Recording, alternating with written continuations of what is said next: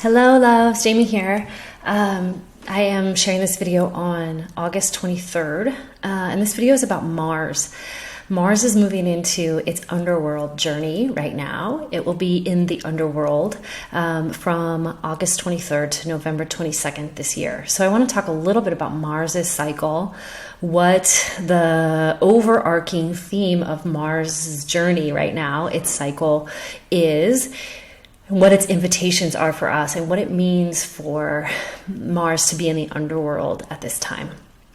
So Mars in shamanic astrology is associated with the masculine principle in all of creation. So not men necessarily, but the masculine principle. And Mars is in an Aries cycle, so we call it like an Aries overtone, which began in October 2020 and will go until December 2022. So we're in the middle of that cycle. And we equate Mars's journey, its cycle, to the hero's journey. So if you know The Hero's Journey by Joseph Campbell, it's, this set out, this call to adventure, and this set away from normal life, this journey of initiations, trials, challenges, tests, this kind of crisis moment underworld, and then this reemergence and this ability to return home with new gifts, new medicine. That was a really simplified version of the hero's journey. But that's kind of the way we look mythologically and astrologically at the journey of Mars and its cycle. So, at the beginning of this year, Mars was in the labors of Mars phase, which is also called the initiation phase. And this is the phase where the masculine in all creation is presented with challenges, trials, tests, tasks to support its growth. Mars has been an evening star, an evening planet that appears kind of in a reddish glow in the evening sky. And at this point, so that's where it's been this year, Mars, and it's just dipping down into the underworld. So this underworld period is a time in which astronomically the Mars gets so close to the sun that it cannot be seen, but it's in this underworld phase. So this underworld phase, again, it's about it's a several month long phase, starts on August 23rd today and goes until the end of November, the 22nd. And this underworld phase, so this is that time of the catharsis, the time of crisis that creates opportunity, the time when the greatest challenge is made. This is also a time for the masculine to face its deepest fears and come into surrender, experience the grief and the vulnerability and the tenderness, to experience a death and rebirth.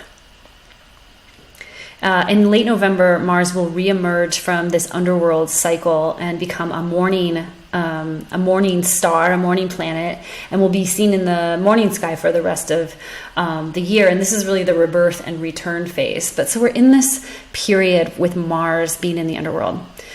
So I also want to share about this overtone of Aries, because what I believe that the journey here is one of the quality and the journey of the Aries flavor, the archetype of Aries. And Aries is the warrior archetype.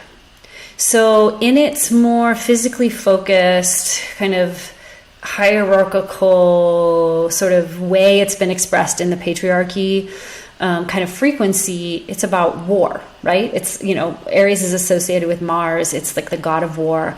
It's how do we fight, right? How do we actually fight? How do we use violence to get our way? How do we have power over and prevent ourselves from being under in the power dynamic, which is something that the masculine energy on this planet has had to dance with and has been dancing with inside of all of us through a long period of our history.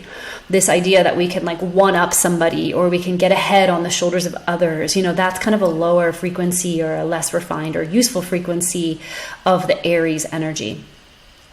So Aries in its more elevated and useful and generative expression is that of the sacred warrior, the one who actually is not fighting, but is standing for and is protecting and defending. So Aries in that higher octave is the one who knows what truly matters and the one who protects life.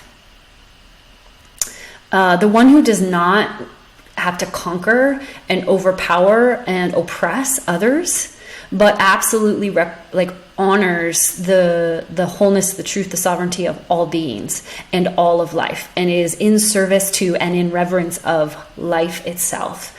So the masculine in Aries in a higher expression protects the vulnerable, protects children, women, animals, the earth, cares for all of life. And Aries in right relationship to all of life doesn't have to fight physically or otherwise, etc. Dominate. I think I shared that already. So Aries is also the energy of personal autonomy, personal will. Oh, I know what I was going to say. Courageousness, innocence, trust. There's a lot that comes with Aries. It's very intuitive, actionable. It knows and then it acts on that knowing in a way that's not mental. It's actually fire energy, so it's much more imaginal and intuitive. Aries is also part of the axis of the householders. So the householder energy, the modality of householding, which we also call cardinal in Western astrology, is the axis, those 4 archetypes that are concerned with how do we create sustainability and dynamics in the human-to-human world that sustain us moving forward, that help us create a culture that can sustain, a culture that is generative and nourishing for all, and that protects life, all of life. So this journey of Mars in the overtone of Aries is a journey for each of us to walk. How do we alchemize the programs and structures we've been given around Aries, around the warrior, and come into higher expression?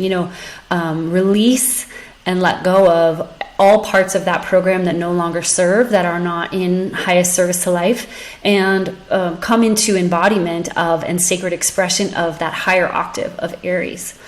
So that's the invitation. And this period of time is a time in which we are asked to really let die and to face, all the distortions of that Aries archetype in order for us to return again with the medicine of Aries for everyone.